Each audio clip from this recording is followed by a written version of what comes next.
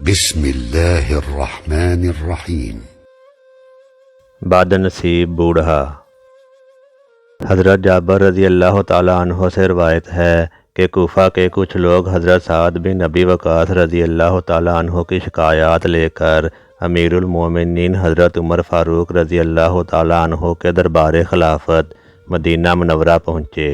حضرت عمر فاروق رضی اللہ تعالیٰ عنہ نے ان شکایات کی تحقیقات کے لیے چند صحابہ کو کوفہ بھیجا اور یہ حکم فرمایا کہ کوفہ شہر کے ہر نمازی سے نماز کے بعد یہ پوچھا جائے کہ حضرت سعد بن ابی وقاص رضی اللہ تعالیٰ عنہ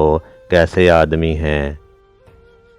سنہری فکر یوٹیوب چینل میں خوش آمدید۔ نئے آنے والے سامعین سے گزارش ہے کہ برائے مہربانی اس چینل کو سبسکرائب کر دیں اور بیل آئیکن کو دبا دیں۔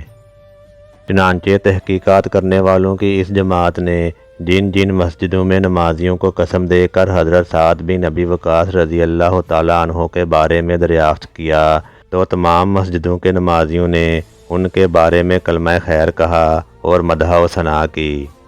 مگر ایک مسجد میں صرف ایک آدمی جس کا نام ابو سعدہ تھا، اس نے حضرت سعد بن ابی وقاص رضی اللہ تعالیٰ عنہ کی شکایات پیش کیں اور کہا کہ یہ مال غنیمت برابری کے ساتھ تقسیم نہیں کرتے، خود لشکروں کے ساتھ جہاد میں نہیں جاتے اور مقدمات کے فیصلوں میں عدل نہیں کرتے۔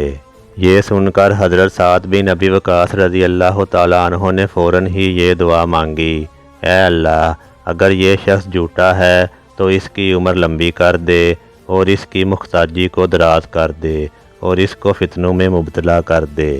عبد الملک بن عمیر تابعی کا بیان ہے کہ اس دعا کا میں نے یہ اثر دیکھا کہ ابو سعدہ اس قدر بوڑھا ہو چکا تھا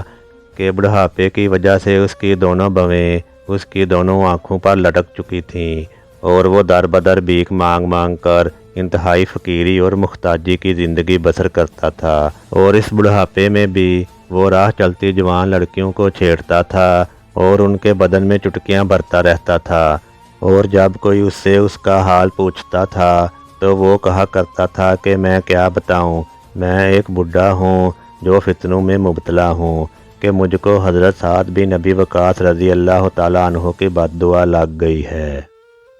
حجت اللہ علیہ العالمین، جزو 2، صفحہ 845، بحوالہ بخاری و مسلم و بہقی۔